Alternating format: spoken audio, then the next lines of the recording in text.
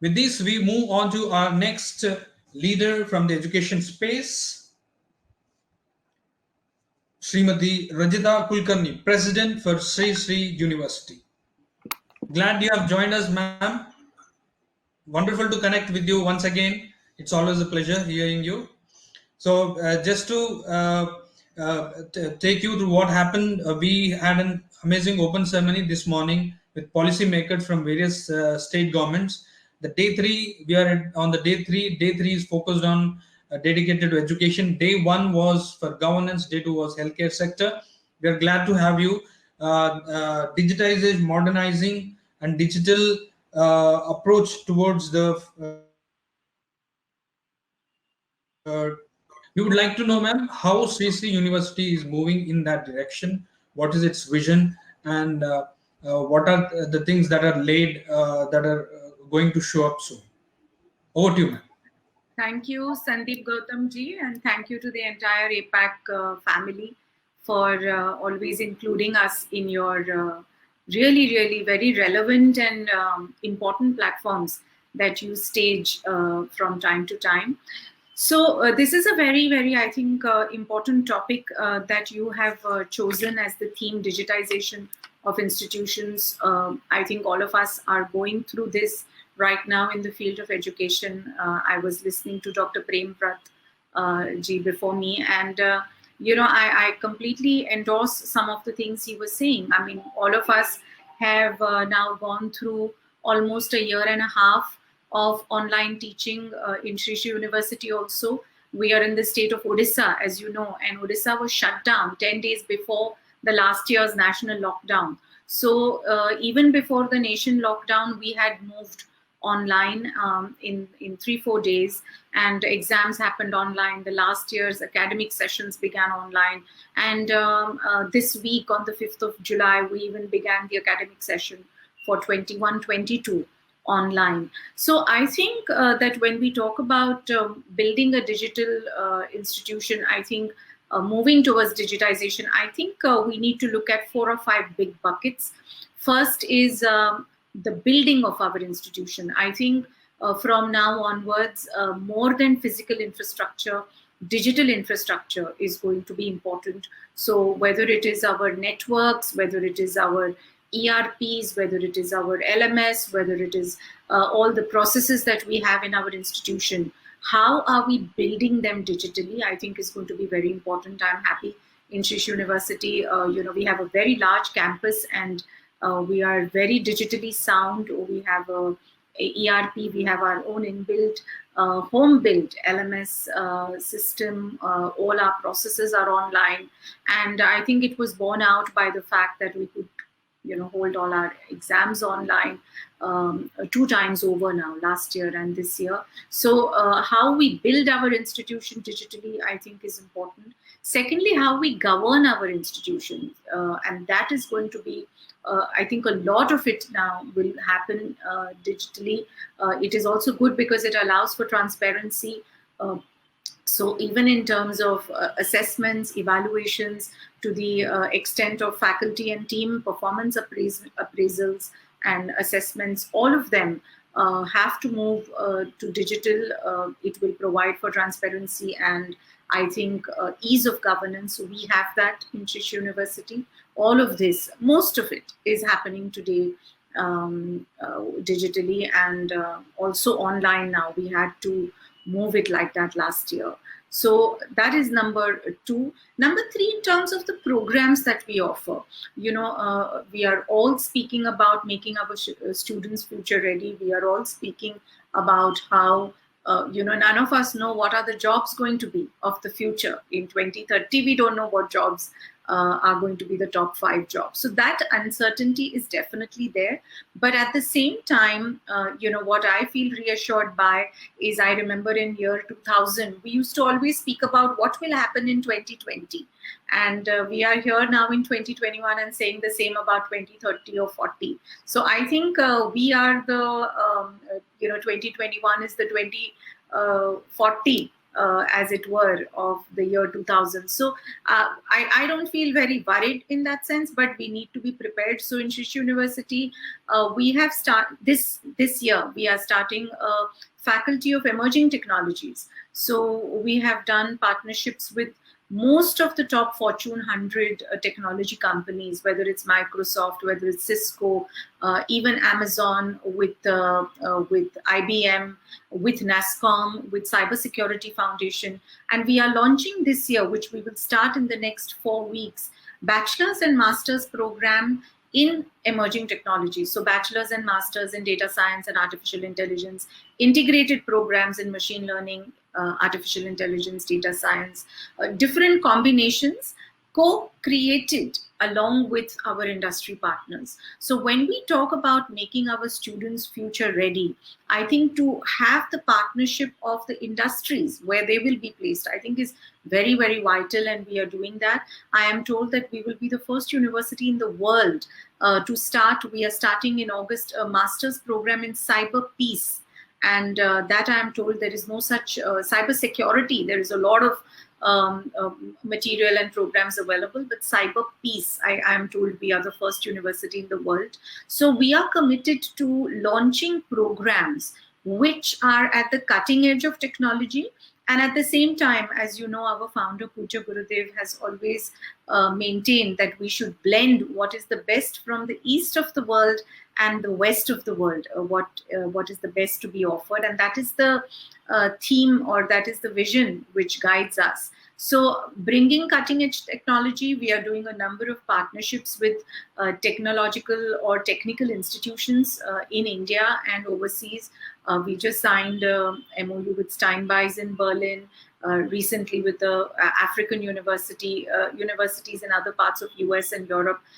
There are a number of them. So to bring what is there in the in the best of the world, and at the same time combine it with what we, I think, from the subcontinent have to offer, because ultimately, even no matter how technologically advanced we may be, I think peace of mind, having a stress-free mind, a good mental health, and a sense of joy about living, I think is paramount. So whatever we do, even from the technological point of view, I think for us the foundation continues to be cherishing and nourishing the full human being, and therefore creating an ecosystem for our students to learn tools and techniques for resilience, mental well-being. This pandemic has shown us what a catastrophe of mental health we all faced in the country. So that continues to be our focus and the foundation. So the third bucket, as I said, is programs, and we are offering a number of them. And I think the fourth bucket is the attitude, whether it is of students, whether it is of the administrators, whether it is of the teachers, the attitude to embrace technology, the attitude to embrace what appears to be the future facing us. So it has to be born through, I heard Premratji talking about the FDP they are doing. And it needs to continuously happen, continuous training. Last year when we had to start online, we did program after program about Bloom's taxonomy on how faculty can redesign, question papers, redesign assessments. So capacity building is huge. It makes a difference in the attitude we take to embrace technology. We are doing a lot of that on a day-to-day basis. Also, I think attitude to innovation is important. We have a huge focus on patents. We want every one of our faculty and students to file at least one patent, and a lot of work is happening in that direction. So innovation and creativity, I think, are the two sort of building blocks that are very important for having the right attitude. And I think we don't have a choice but to embrace our institutions becoming fully digital. I don't think we have a choice but to embrace technology. I believe that teachers will never be replaced by technology, but those teachers who refuse to embrace technology will definitely be replaced by the ones who do. So I think it is a partnership between man and machine. We are talking today on this topic when tomorrow Mr. Richard Branson, who is in his 70s, is going to go to space. Another 80-year-old lady is ready to go to space with Jeff Bezos in a month from now. So, travel to space has become living room conversations. During the pandemic, robots entered our home. Driverless cars are a reality. Electric cars have entered India. So we are moving, I think, at an incredibly fast pace as a world. And education can be a catalyst. Education needs to be an accelerator to help the world keep up the speed and even increase the speed. I think we are the foot on the paddle to make the world increase the speed of our own, pace of modernization and embracing technology. So it is a very, very exciting time. At the same time, I think on a platform like APAC, we need to also recognize that 50% of students in India don't have access to technology or to the internet. Worldwide, almost 1.5 billion students don't have access to a household computer. In this pandemic, almost in more than 190 countries, educational institutions had to shut down because they were unable to keep up with the time and embrace technology to impart education. So this is also an important reality, and I think there is a lot that we need to do together in terms of all of us as multiple stakeholders, us as education institutions, the government, regulators, state and central government, I would say both, platforms like yourselves, on how we can even improve the ecosystem.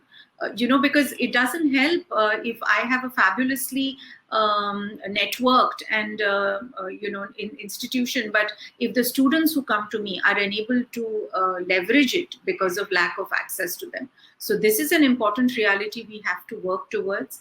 I think it's an exciting time for us in India, Sudhirji, because we are at a time when the world is getting recalibrated by the pandemic.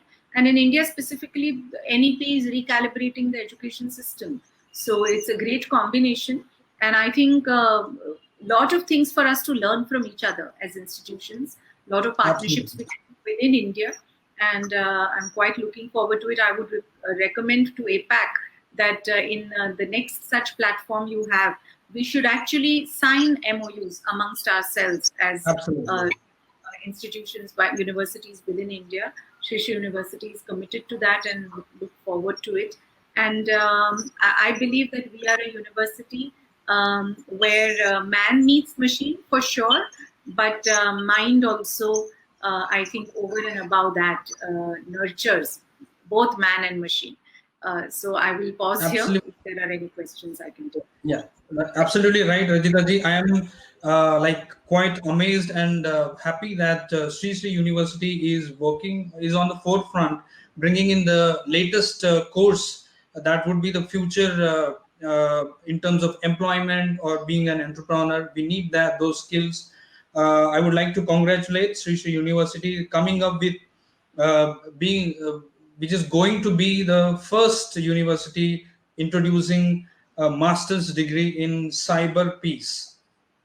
I had the opportunity to meet and interact with Sri Sri Ravi Shankar ji. I can see the word, the terminology peace that is coming in. As you rightly said, it is also about the state of mind, which matters a lot. And in the COVID time, it proved that the state of mind, the strength of the mind, that matters a lot in dealing many things and producing leaders. And I'm happy Sri Sri University is on the forefront, and a lot of collaboration is happening with the industry, and all the top tech giants are in collaboration with Sri Sri University. With this, I would like to thank, and we would like to present to you a certificate of appreciation for your dedicated work in the space of education. Thank you so much.